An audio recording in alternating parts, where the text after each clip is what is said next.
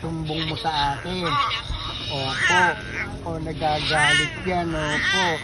Kasi, oo, talbay si ate tsaka si kuya. Opo. O, nakakita niyo, galing magsumbong na. Tapos ano pa sinabi? Ano sabi pa ni Dada? Diba, huwag gagala.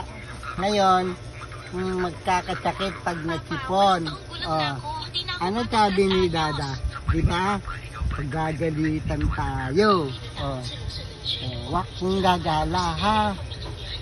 Ano ginawa sa ni ate at saka ni Uya? Hindi ka sinama sa dive. Ha? Salbahe naman sila, no? Madali, magsumbong na ikaw. Sumbong mo kay Papa Tong. Ano ang ginawa nila? Dali na, dali. Opo. Nagala na magkakaroon ng sipon. Diba? Sila kuya, tsaka si ate, mga bitik yun eh.